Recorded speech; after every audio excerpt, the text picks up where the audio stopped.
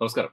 റോഷൻജി, ജമ്മു കാശ്മീരിലെ ഹസ്രത് ബാലിൽ ഒരു പള്ളിയുടെ ഉദ്ഘാടന ചടങ്ങിൽ അവിടുത്തെ ശിലാഫലകത്തിൽ അശോക സ്തംഭം സ്ഥാപിച്ചു എന്ന് പറഞ്ഞുകൊണ്ട് അത് അടിച്ചു തകർക്കുന്ന രംഗം നമ്മൾ കഴിഞ്ഞ ദിവസം സമൂഹ മാധ്യമങ്ങളിൽ കണ്ടതാണ്. നമ്മൾ ഇപ്പോൾ വാർത്ത കൊടുക്കുകയും ചെയ്തു. നമ്മളും വാർത്ത കൊടുത്തിരുന്നു. ഇപ്പോൾ ഈ ഒരു വിഷയത്തെ ചുറ്റിപ്പറ്റി വലിയ ചർച്ച നടക്കുകയാണ്. കാര്യം, അങ്ങനെ ഒരു ശിലാഫലകത്തിൽ അശോക ചക്രം അല്ലെങ്കിൽ അശോക സ്തംഭത്തിന്റെ ചിഹ്നം സ്ഥാപിച്ചത് വളരെ തെറ്റായിപ്പോയി എന്നുള്ള ഒരു വ്യാഖ്യാനം പരക്കെ വരുന്നുണ്ട്.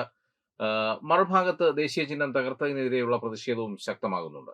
അപ്പോ ഈ പറഞ്ഞതുപോലെ ഒമർ അബ്ദുള്ള അടക്കമുള്ളവർ ഇത്തരത്തിൽ സർക്കാർ ഒരു വർഗീയ കലാപം ബോധപൂർവം ഉണ്ടാക്കാൻ വേണ്ടിയാണ് പള്ളിയുടെ ശിലാഫലകത്തിൽ ദേശീയ ചിഹ്നം തിരികെ കയറ്റിയതെന്നുള്ള ഒരു നരേറ്റീവ് ഉണ്ടാക്കാൻ ശ്രമിക്കുന്നുണ്ട്. അത് ഏറ്റുപിടിച്ചുകൊണ്ട് കുറെ പേർ രംഗത്തെത്തിയിട്ടുമുണ്ട്, അല്ലെ?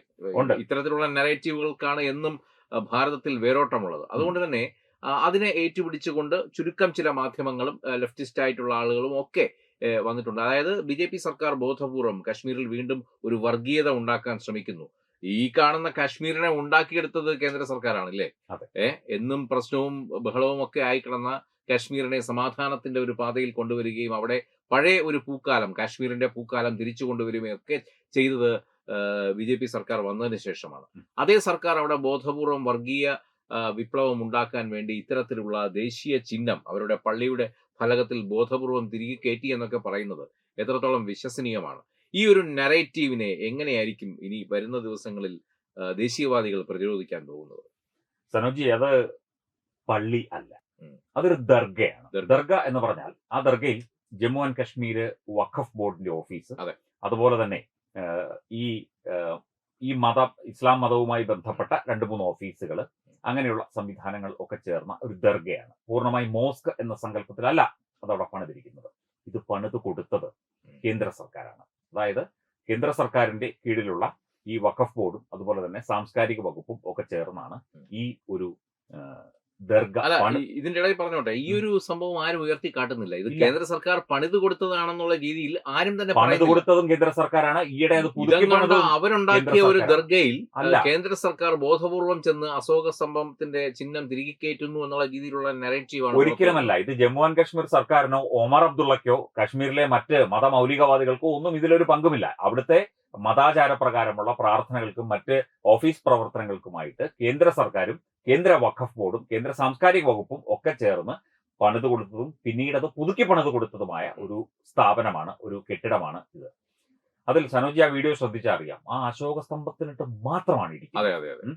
അവിടെ ജമ്മു ആൻഡ് കാശ്മീർ വഖഫ് ഇന്നലെ മുഴുവൻ ഒരുപക്ഷെ ദേശീയ ചാനലുകളിലൊക്കെ അത് കാണിക്കുന്നുണ്ടായിരുന്നു. ആ ഭാഗം മാത്രം ബ്ലർ ചെയ്ത് അത് കാണുമ്പോൾ തന്നെ നമുക്കറിയാം അത് പർട്ടിക്കുലർലി അവരുടെ ഫോക്കസ് അത് മാത്രമായിരുന്നു. അത് അറിയാതെ ചെയ്തതല്ല. അതെ, അങ്ങനെ ഒരു ശിലാഫലകത്തിനോട് അവർക്ക് പ്രതിഷേധം ഉണ്ടായിരുന്നെങ്കിൽ ശിലാഫലകം ഒന്നടങ്കം ഇടിച്ചു കളയണം. അങ്ങനെയാണ് വേണ്ടത്, അല്ലേ? തല്ലിപ്പൊളിച്ച് കളയാം. അത് വളരെ വ്യക്തമാണ്. ആ ദൃശ്യങ്ങളിൽ നിന്ന് വളരെ വ്യക്തമാണ്. കൂർത്ത കല്ലുകൊണ്ട് പോയിന്റ് ഔട്ട് ചെയ്യുന്നത് ഇതിൽ മാത്രമാണ്, അശോക ഈ ചിഹ്നത്തിൽ മാത്രമാണ്. അതിന്റെ വ്യക്തമായ ഉദ്ദേശം നമുക്ക് മനസ്സിലാവും. ദേശീയ ചിഹ്നത്തെ അവഹേളിക്കുക അല്ലെങ്കിൽ ദേശീയ ചിഹ്നത്തെ എതിർക്കുക, രാജ്യത്തെ അവഹേളിക്കുക എന്നുള്ള വ്യക്തമായ ലക്ഷ്യം അതിന് പിന്നിലുണ്ട്, വ്യക്തമായ ആസൂത്രണവും അതിന് പിന്നിലുണ്ട്. അത് കൃത്യമാണ്. അതിന്റെ അടിസ്ഥാനത്തിലാണ് അത്തരത്തിലൊരു ആക്രമണം അവിടെ ഉണ്ടായതെന്ന് ആ ദൃശ്യങ്ങൾ കാണുന്ന ആർക്കും മനസ്സിലാകും. പിന്നെ എന്തിനാണ് വീണ്ടും വീണ്ടും അതിലൊരു റോങ് നെറേറ്റീവ് സൃഷ്ടിച്ച് ഇതിനകത്തുള്ളവർക്ക് തന്നെ നെറേറ്റീവ് സൃഷ്ടിക്കുക എന്നത് ഈ മതമൗലികവാദികളുടെ അല്ലെങ്കിൽ മതഭീകരവാദികളുടെ മതം മാത്രം കെട്ടിപ്പിടിച്ച് നടക്കുന്നവരുടെ ഒരു രീതിയാണ്. ഇരവാദം ഉന്നയിക്കുക, റോങ് നെറേറ്റീവ് സൃഷ്ടിക്കുക, തെറ്റായ സന്ദേശങ്ങൾ പ്രചരിപ്പിക്കുക, ഇല്ലാ കഥകൾ മെനയുക, മതമാണ് ഏറ്റവും വലുത് എന്നുള്ള അവരുടെ ആ ഒരു ഉപബോധ മനസ്സിലെയും ബോധ മനസ്സിലെയും ചിന്തകൾ ഇങ്ങനെയൊക്കെ അടിച്ചേൽപ്പിക്കുക. ഇതൊരു മതേതര രാജ്യമാണ്. ഇവിടെ എല്ലാ മതങ്ങളും സഹവർത്തിത്വത്തോടെ കഴിഞ്ഞുകൂടണം എന്നത് മാറ്റിവെച്ചിട്ട് ഇവിടെ മതം മാത്രമേ പാടുള്ളൂ, ഇന്ത്യയിൽ ശരീഅത്ത് നിയമം വരണം എന്ന് ആഗ്രഹിക്കുന്നവർ ഇതല്ല, ഇതിലപ്പുറവും ചെയ്യും എന്നുള്ളതാണ് മറ്റൊരു കാര്യം. പിന്നെ നമ്മൾ ചർച്ചയ്ക്ക് മുമ്പ് നമ്മൾ 2-3 കാര്യങ്ങൾ വെറുതെ സംസാരിച്ചല്ലോ. അഫ്ഗാനിസ്ഥാനിൽ സ്ത്രീകള് കെട്ടിടങ്ങൾക്കിടയിൽ കുടുങ്ങിക്കിടക്കുകയാണ്, ചാവാൻ കിടക്കുകയാണ്. അന്നേരം രക്ഷിക്കാൻ വരുന്ന റെഡ് ക്രോസ് വോളണ്ടിയേഴ്സിനോട് എന്റെ അച്ഛനോ എന്റെ ആങ്ങളെയോ അല്ലെങ്കിൽ എന്റെ ഭർത്താവോ അല്ലാതെ ആരും എന്നെ തുടരുത് എന്ന്, അല്ലെങ്കിൽ ഞാൻ ഇവിടെ കിടന്ന് ചത്തോളാം എന്ന് നിലവിളിക്കുന്ന സ്ത്രീകൾ. ഇപ്പൊ സ്ത്രീ രക്ഷാപ്രവർത്തകരെ ഇറക്കാനായിട്ട് റെഡ് ക്രോസ് പ്ലാൻ ഇടുന്നു. അത്ര പോലും മതമാണ് എല്ലാത്തിനും വലുത്, മതം മാത്രമേ ഉള്ളൂ, മനുഷ്യനല്ല വലുത്, രാജ്യമല്ല വലുത്, രാജ്യത്തിന്റെ ദേശീയതയല്ല വലുത്, ഈ രാജ്യത്ത് ജീവിക്കുന്നവരല്ല വലുത് എന്ന് ചിന്തിക്കുന്നു. ഒറ്റ കാര്യം ചോദിച്ചോട്ടെ, ഈ അശോക സ്തംഭം ഇടിച്ചു പൊളിച്ചു കളഞ്ഞല്ലോ, ഇവരുടെയൊക്കെ കയ്യിൽ പാസ്പോർട്ടും അങ്ങനെയുള്ള അനുബന്ധ ഘടകങ്ങൾ ഉണ്ടാവില്ലേ? അതിലൊക്കെ ഈ അശോക സ്തംഭം ഉണ്ട്. അതൊക്കെ എടുത്ത് കീറിക്കളയാത്തതെന്താ? കത്തിക്കട്ടെ, അതെ. പാസ്പോർട്ട് കത്തിക്കാം. അതെ. അവർക്ക് വിദേശത്ത് ജോലി ചെയ്യുന്നവരൊക്കെ ധാരാളം കാണും കാശ്മീരിൽ. അവർ ഈ പാസ്പോർട്ടും അവർക്ക് കിട്ടിയ ആധാർ കാർഡും അവരുടെ ഐഡന്റിറ്റി കാർഡും ഒക്കെ എടുത്ത് കത്തിച്ച് കളയട്ടെ. ഇതൊന്നും ഞങ്ങൾക്ക് വേണ്ട. അങ്ങനെ ആണെങ്കിൽ ഒരു കുഴപ്പവുമില്ല. എന്നിട്ട് പാകിസ്ഥാനിലോട്ടോ അവരെങ്ങോട്ട് വേണമെങ്കിലും പോകട്ടെ, ഒരു കുഴപ്പമില്ല. പക്ഷേ ഇവിടെ ദേശീയ ചിഹ്നത്തെയും ദേശീയതയും ദേശീയ പതാകയും ഒന്നും അവഹേളിക്കുന്നത് ഒരിക്കലും അംഗീകരിക്കാനാവില്ല. അത് ക്രിമിനൽ ഒഫൻസ് ആണ്. അതെ, അതെ. തീർച്ചയായിട്ടും നമ്മുടെ രാജ്യമുദ്രകളാണ്, രാഷ്ട്രത്തിന്റെ മുദ്രകളാണ്. അതെ.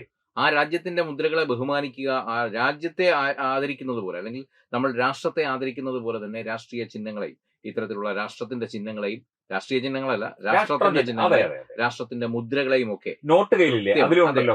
നോട്ട് കയ്യിലിരിക്കുന്ന നോട്ടൊക്കെ എടുത്ത് കത്തിച്ചോളാം. ചെയ്യൂ? ചെയ്യില്ല, ഒരിക്കലും ചെയ്യില്ല. ഒരുത്തൻ മൈലിനെ കുക്ക് ചെയ്യാൻ വേണ്ടി ദുബായിക്ക് പോയത് ഓർമ്മയില്ല. അവന്റെ പേര് പറയുന്നില്ല. പേര് പറഞ്ഞ അവന് പബ്ലിസിറ്റി കിട്ടിയെങ്കിലും മലപ്പുറം പറയാത്ത അവന് മൈലിനെ, അതായത് ദേശീയ പക്ഷിയായ മൈലിനെ അവന് കുക്ക് ചെയ്ത് ഫ്രൈ ചെയ്ത് കഴിക്കണം. അത് ഇവിടെ പറ്റാത്തതുകൊണ്ട് ദുബായിൽ പോയി. ചെയ്തില്ല, പ്രശ്നങ്ങളുണ്ടായി. ഇതൊക്കെയാണ് ഇവരുടെ പരിപാടി.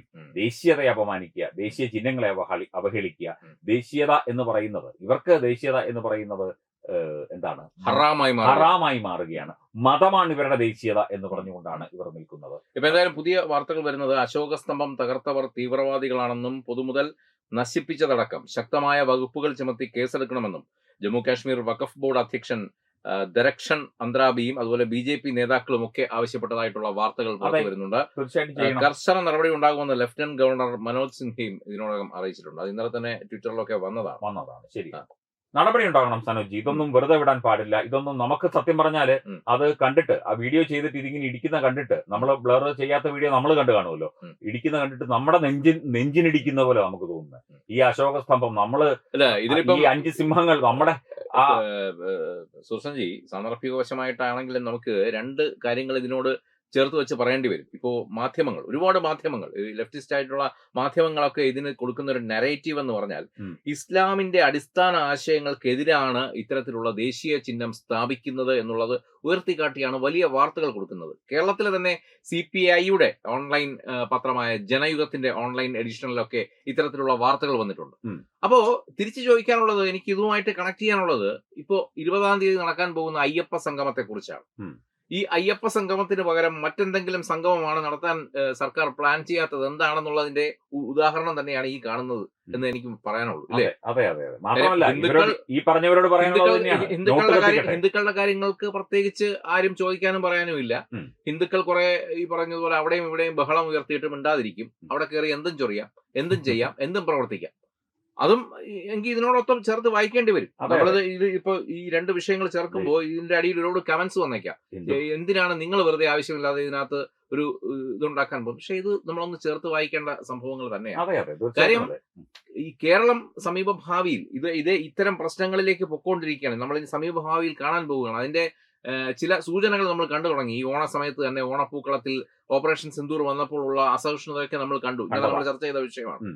അപ്പോ സമീപഭാവിയിൽ ഇത്തരത്തിലുള്ള വിഷയങ്ങൾ കേരളത്തിലും വന്നേക്കാം. ദേശീയതയെ പരസ്യമായി എതിർക്കുന്ന, ദേശീയതയെ കാർക്കിച്ച് തുപ്പുന്ന, അതുപോലെ ദേശീയ ചിഹ്നങ്ങളെ മാത്രം ഫോക്കസ് ചെയ്ത് നടത്തുന്ന ആക്രമണങ്ങൾ. ഇപ്പോൾ ഈ നേരത്തെ പറഞ്ഞത് ഒന്നുകൂടി ആവർത്തിച്ച് പറയുകയാണ്. ആ ദൃശ്യങ്ങൾ കാണുമ്പോൾ നമുക്ക് മനസ്സിലാകുന്നത്, ആ ശിലാഫലകത്തിലെ മറ്റൊരു ഭാഗത്തേക്കും അവർ ആക്രമണം നടത്തുന്നില്ല എന്നുള്ളതാണ്. ഇല്ല, അവിടെ മറ്റക്ഷരങ്ങളുണ്ട്, വേറെന്തൊക്കെയോ. ഈ വഖഫ് ബോർഡിന് എന്തോ ഒരു എതിർപ്പ് സാധാരണഗതിയിൽ ഒരു സംഭവത്തോട് ഉണ്ടാകുമ്പോൾ ആ സാധനത്തിനെ ഡിമോളിഷ് ചെയ്യുക, അല്ലെങ്കിൽ തകർക്കുക എന്നുള്ളതാണ് സാധാരണഗതിയിൽ ഉണ്ടാകുക. ഇവരത് ചെയ്തിരിക്കുന്നത് കൃത്യമായി ആ ഫോക്കസ് ചെയ്തുകൊണ്ട് ആ അശോക അല്ലെങ്കിൽ ദേശീയ ചിഹ്നം, ആ ചിഹ്നത്തിൽ മാത്രമാണ് അവർ ആക്രമണം നടത്തിയിരിക്കുന്നത്. അതിൽ നിന്ന് തന്നെ വളരെ വ്യക്തമാണ് ഇതിന്റെ ആക്രമണത്തിന്റെ പിന്നിലെ അവരുടെ വികാരം എന്താണെന്നുള്ളത്. അത് ഒന്നുകൂടി നമ്മൾ അടിവരയിട്ട് കാണിക്കുന്നു. മത തീവ്ര വികാരം മാത്രം, വേറൊന്നും അതിനകത്തില്ല. മത തീവ്രതയാണ്, ദേശീയ ചിഹ്നങ്ങളോടുള്ള എതിർപ്പാണ്. അതുപോലെ തന്നെ പച്ച മലയാളത്തിൽ പാകിസ്ഥാൻ പ്രേമം എന്ന് തന്നെ പറയാം. അങ്ങനെയാണ്. കാരണം ഇന്ത്യൻ ദേശീയതയെ ഇന്ത്യയിൽ നിന്നുകൊണ്ട്, ഇന്ത്യൻ പാസ്പോർട്ട്, ഈ എംബ്ലം വെച്ച പാസ്പോർട്ട് കൈവച്ചുകൊണ്ട്, ഇന്ത്യൻ കറൻസി, ഈ എംബ്ലം വെച്ച കറൻസി കയ്യിൽ വെച്ചുകൊണ്ട്, മറ്റ് സംവിധാനങ്ങൾ ആധാർ കാർഡ് ഉൾപ്പെടെ കയ്യിൽ വെച്ചുകൊണ്ട് ഇന്ത്യൻ എംബ്ലത്തെ ഇടിച്ചു തകർക്കുന്നവൻ തീർച്ചയായിട്ടും പാകിസ്ഥാൻ. ഇപ്പൊ കഴിഞ്ഞ ദിവസം നമ്മൾ മറ്റൊരു കാര്യവുമായി ബന്ധപ്പെട്ട് നമ്മുടെ എഡിറ്റോറിയൽ ചർച്ച നടക്കുമ്പോൾ തന്നെ നമ്മൾ സംസാരിച്ച ഒരു കാര്യമുണ്ട്. ഭാരതത്തിന്റെ വലിയൊരു ഭീഷണി ഇപ്പോൾ ബാഹ്യമായ ഭീഷണികളല്ല. ബാഹ്യമായ ഭീഷണികളെ നമുക്ക് നയതന്ത്രമായ ഇടപെടലുകളിലൂടെ പലപ്പോഴും അതിനെ നിലക്ക് നിർത്താൻ കരുതുന്നുണ്ട്. പക്ഷെ ആഭ്യന്തരമായി ഭാരതം ഇപ്പോഴും നേരിടുന്ന ഒരുപാട് ഭീഷണികളുണ്ട്. അതിന്റെ നേർചിത്രങ്ങളാണ് ഈ തെളിഞ്ഞു വരുന്ന ഓരോ കാര്യങ്ങളും. പക്ഷെ എന്തായാലും കേന്ദ്രം ഭരിക്കുന്നത് വെറുതെ റോബോട്ടിക് ആയിട്ടുള്ള ഒരു പ്രധാനമന്ത്രി അല്ല. മുൻകാലങ്ങളിലുള്ള പോലെ അപലപിക്കുകയും റോബോട്ടിക് ആയിട്ട് മാത്രം കാര്യങ്ങൾ തീരുമാനിക്കുകയും ചെയ്യുന്ന ഒരു പ്രധാനമന്ത്രി അല്ല ഇന്ന് നമുക്കുള്ളത്. വളരെ ദീർഘ വീക്ഷണമുള്ള നയതന്ത്രശാലിയായ ഒരു പ്രധാനമന്ത്രിയുടെ കീഴിലാണ് നമ്മൾ ഇന്ന്. അത് തന്നെയാണ് ഭാരതീയർക്ക് ഇന്ന് ലഭിക്കുന്ന ഒരു സുരക്ഷിതത്വം. തീർച്ചയായിട്ടും ആ സുരക്ഷിതത്വം മുന്നോട്ട് പോകുമ്പോൾ ഇത്തരത്തിലുള്ള ആഭ്യന്തര പ്രശ്നങ്ങൾ കൂടി കേന്ദ്ര സർക്കാർ വളരെ ഗൗരവകരമായി തന്നെ സമീപഭാവിയിൽ കണക്കാക്കും. അതിന് പ്രതികരണം ഉണ്ടാകും, പ്രതികരിക്കും എന്ന് തന്നെ നമുക്ക് പ്രതീക്ഷിക്കാം. തീർച്ചയായിട്ടും അത് അങ്ങനെ തന്നെ സംഭവിക്കും, യാതൊരു സംശയവുമില്ല. ഇത് ശക്തമായ നടപടി ഉണ്ടാകും, ശക്തമായ രീതിയിൽ ഇതിനെ കൈകാര്യം ചെയ്യും. ഇത് ഇനി ആവർത്തിക്കാതിരിക്കാൻ വേണ്ട നടപടിക്രമങ്ങൾ കൂടി. ഹസ്രത് ബാല് ഇപ്പൊ സംഭവിച്ച ഈ ഒരു സംഭവം അതൊരു ഒറ്റപ്പെട്ട സംഭവമായി കണക്കാക്കണ്ട. ഇത് തുടക്കം മാത്രമാണ്. ഒരുപക്ഷെ ഇത് മറ്റു സംസ്ഥാനങ്ങളിലേക്കും ഇത് വ്യാപിപ്പിക്കാനുള്ള സാധ്യതയുണ്ട്. ഇന്റലിജൻസ് റിപ്പോർട്ടുകളൊക്കെ ആ തരത്തിലുണ്ട്. അപ്പോൾ അതിനെതിരെ ശക്തമായ പ്രതിരോധ കോട്ട ഉയർത്തുക എന്നുള്ളത് തന്നെയാണ് ഈ ഒരു ഘട്ടത്തിൽ കേന്ദ്ര സർക്കാരിന് ചെയ്യാനുള്ളത്. അത് കൃത്യമായി അത് ചെയ്യുക തന്നെ ചെയ്യും. അതെ. നമസ്തേ. നമസ്തേ.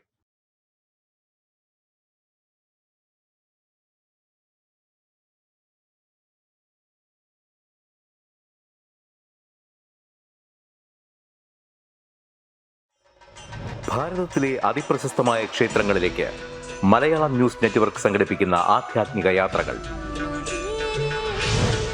പ്രമുഖ ട്രാവൽ ഏജൻസിയായ യാത്രാനന്ദയുമായി ചേർന്ന് മലയാളം ന്യൂസ് നെറ്റ്വർക്ക് ഒരുക്കുന്ന യാത്രയിൽ ചുരുങ്ങിയ നിരക്കിൽ നിങ്ങൾക്കും പങ്കാളികളാകാം. ഭാരതത്തിലെ പ്രമുഖ ശക്തിപീഠമായ അസമിലെ കാമാഖ്യ ക്ഷേത്രത്തിലേക്കാണ് ആദ്യ യാത്ര. കാമരൂപമെന്ന് കാളിദാസനും പ്രാഗ്ജ്യോതിഷപുരമെന്ന് വ്യാസനും വിളിച്ച അതിമനോഹരമായ സംസ്ഥാനമാണ് അസം.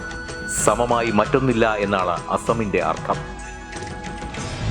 ബ്രഹ്മപുത്ര നദിയും ഹിമാലയവും ദൃശ്യചാരുത കൊണ്ട് അനുഗ്രഹിച്ച അസമിലെ കാമാഖ്യ ഇന്ത്യയിലെ തന്നെ ഏറ്റവും പ്രധാനപ്പെട്ട കാളി ക്ഷേത്രങ്ങളിലൊന്നാണ്.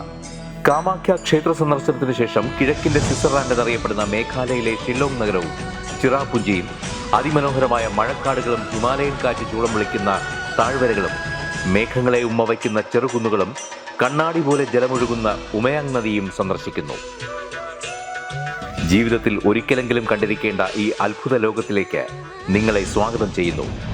വിമാന ടിക്കറ്റും ചിലവുകളും ഉൾപ്പെടെ 65,000 രൂപ ചിലവ് വരുന്ന ഈ പാക്കേജ് 59,000 രൂപയ്ക്ക് മലയാളം ന്യൂസ് നെറ്റ്വർക്ക് നിങ്ങൾക്ക് ലഭ്യമാക്കുന്നു. ആദ്യം ബുക്ക് ചെയ്യുന്ന 5 പേർക്ക് 56,000 രൂപയ്ക്ക് ഏർലി ബേർഡ് ഓഫറും ലഭ്യമാണ്. കൂടുതൽ വിവരങ്ങൾക്ക് ഇനി പറയുന്ന നമ്പറിൽ ബന്ധപ്പെടുക. 8089001200 അല്ലെങ്കിൽ 7736549234.